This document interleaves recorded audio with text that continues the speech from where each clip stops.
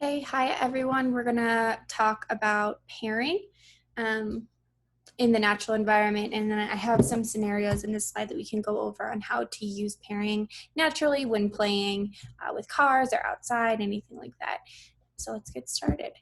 So, background of pairing, the purpose and why we use pairing is to develop a super fun setting for the kiddos as well as yourself, right? So, every day you kind of wake up and you have this baseline energy, and you're not sure where it's at. And the same goes for your kiddos. So when they wake up in the morning, they kind of start their baseline different than the day before. And so pairing really allows you to develop and identify what those baseline levels are, as well as how to create yourself as more of a reinforcement. Um, so that's why you develop this super fun setting. That could be in your playroom, maybe in the kiddos' room, maybe outside. It could be while you're eating breakfast, something of that sort, where you know you're going to take away or limit those demands and increase this fun. So the second step is to be involved in your child's success.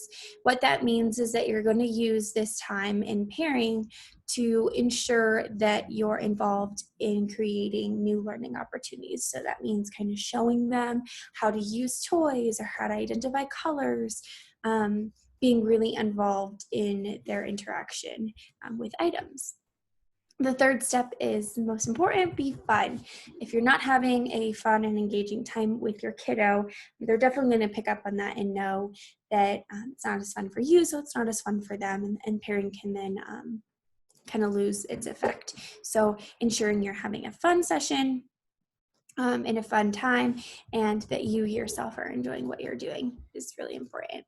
Be the one to provide reinforcement. You don't want to be the one who is having someone else provide reinforcement and you're just kind of hanging out.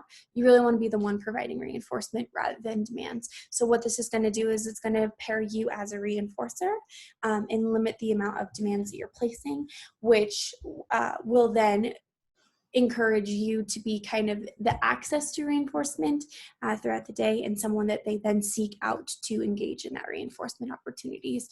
This changes on a day-to-day basis. So what is reinforcing for your child yesterday might not be reinforcing today. So really understanding your child's needs and your own needs too. What's it reinforcing for you tomorrow is going to be different than what's reinforcing for you today. So same goes for your kiddos. And then establishing yourself as a reinforcer and knowing what that means. Should I be more loud? Should I be more quiet? Should I be more engaging? Should I kind of back off?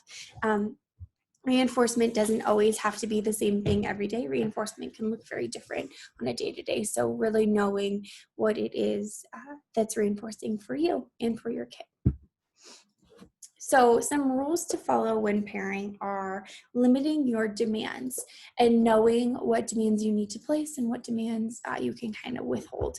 So what that means is that pairing works best when you take away all demands, but often that's not feasible on a day-to-day basis because demands just happen naturally. So using that as kind of your foundation and knowing that demands do happen naturally and that you can encourage those demands on in a natural setting will help you go very far in this pairing situation. So what that means is you can state more natural demands like come here, come watch this, watch me flip this, anything like that.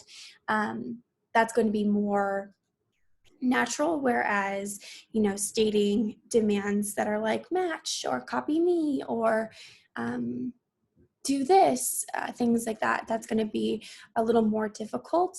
So really knowing what demands you can place and what demands you should withhold is going to help you. Then with that being said, you're going to also want to increase the reinforcement that you're providing. That can be praise, that can be physical attention, anything like that. So increasing reinforcement using like a schedule could really help. So maybe every 30 seconds you're giving them reinforcement, or using that differential reinforcement. Like I'm going to reinforce everything they're doing. So next, playing with the car, you have a red car. That's awesome, playing with the red car, things like that. That's going to really help you. So knowing that is the foundation that we're kind of going on with pairing, we're going to increase reinforcement, we're decreasing demands, we're making ourselves fun, we're making ourselves available, we're making ourselves engaging. That's kind of the foundation. So let's jump into some scenarios. So if you're playing with cars together, how would you conduct pairing? Well, if you're sitting down on the ground playing trucks or trains, you can conduct pairing by being present. So sitting down with them, getting to eye level, driving the car, and then work on some skills that you know that they have. So maybe you're just tacting the things that you see them doing. So yep, you're driving the car, nice driving the car, you're flipping the car, you're crashing the cars, anything like that. That's pairing. Not only are you identifying what they're doing, but then you're adding praise to it. You're saying like, that's what you're supposed to be doing. That's awesome. Some things that I like to do is like identify colors that I see. That's a red car. Look, I have a blue car. Did you want this blue car? You don't have to have this blue car. Things like that. That would really help when conducting pairing sessions, playing with cars. Remember that you don't want to limit the access that they have to items, because we don't want to decrease access to tangibles. We want them to have and engage in tangibles. So maybe you're just saying, this is the car I have, do you want it? You're not blocking access, you're just kind of there providing praise naturally. So that's how you would engage in pairing in like a play setting. But what about if you're playing outside? How would you do that? So I say always allowing distance for them to kind of do what they want to do outside. So maybe that's 3 feet distance, and saying, oh my gosh, we can go swing, and following their lead, kind of seeing where they lead you to. So maybe they lead you up to the swing set and they're going down the slide. Maybe they lead you to a swing. Maybe they lead you out to a field to run around, things like that. So you're just going to let them kind of lead the scenario. I think oftentimes when we're out in the natural environment, we kind of get a little nervous that something's going to happen. Maybe they're going to take off, something like that. Taking a step back and just saying like, hey, we're in a safe environment. I'm going to allow you to lead me. That's going to really, really help that pairing, because not only are they in control and they're leading, but they're also viewing you as someone who's kind of following them and kind of letting them be in control. And that's going to really, really help that pairing situation. So when playing outside, letting them lead, being available, being that person who's accessing reinforcement, not placing a ton of demands. So ensuring you're in a safe and natural environment where you can allow some independence. That's how you're going to pair. And then what about listening to music, or listening or reading a book, or listening to a book? I think pairing in this setting is supernatural, because this happens kind of in the car or in your morning routine, things like that. So you can turn on some music and use it as time for interverbals, but without requirement of a response. So when I say interverbals, I'm saying like twinkle, twinkle little, and then fill in the blank. But you don't actually have to require them to fill that in. You can just kind of let them lead that. Maybe they don't fill it in and you keep going, or maybe they do fill it in and you praise that. At time, you can use dance moves or imitation or engaging in eye contact. Maybe they get to pick the songs. You get to identify, their reinforcer of the day. Maybe it's that song, maybe it's the music type. Songs can also show you like moods. So if it's a slower song, maybe they're in a slower mood. If it's a faster upbeat song, maybe they're in a fast and upbeat mood. So those are things to consider also when you're listening to the environment and listening to your kiddos' wants and needs. Identifying what it is that they want as access to reinforcement is going to be very helpful as well. So we're asking you to avoid these demands, but how is that feasible? What if something happens where you need to place a demand? Well, I always say, or if you accidentally place a demand, which happens most often. So I would say if you accidentally place a demand and you didn't mean to, just add an if you want at the end. So clean up your cars if you want to, or come here if you want, or anything like that. Really adding an if you want to the beginning or end of the statement really ensures that the demand you're placing isn't actually a demand. It's just saying, if you want to do this, you can.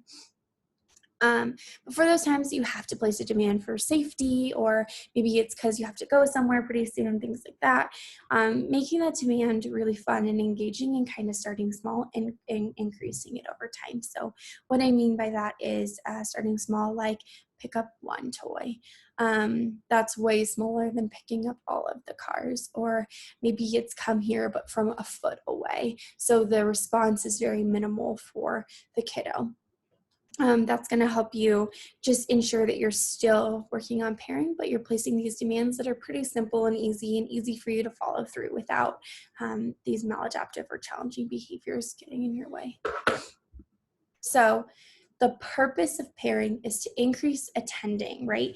You want your child attending to your demands on a day-to-day basis, but you also want them attending to you. So if you've already created yourself as a reinforcer, then the attending is going to increase because they know they can access reinforcement from you.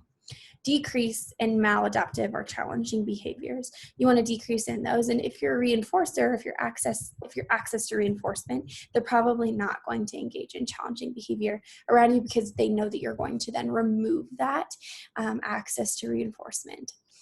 Following you versus you following them. You want to ensure that when you're pairing, you're kind of following them, so that when you're in a work session, they're kind of following you, right?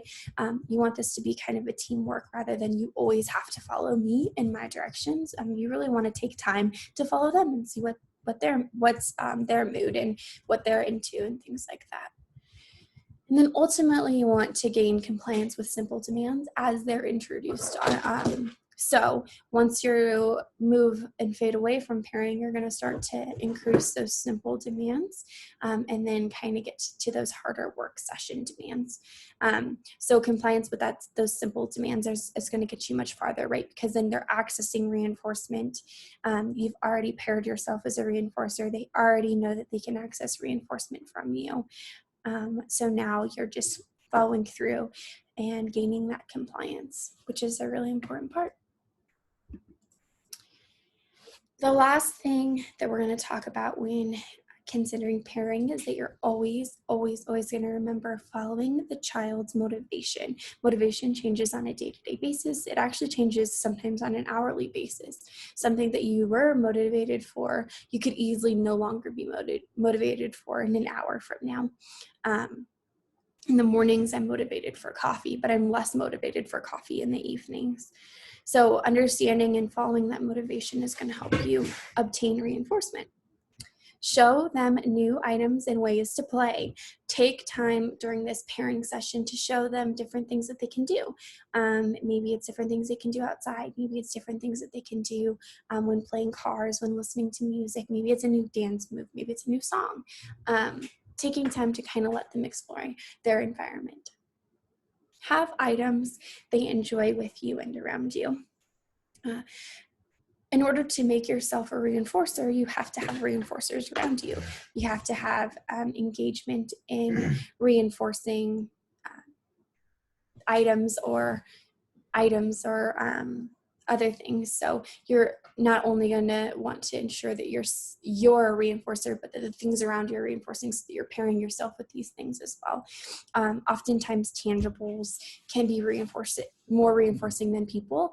And the way that you make yourself reinforcing is just pairing yourself with that tangible, right? So that you guys are on you and that tangible item are on an equal level of reinforcement, and then you're able to kind of move from there.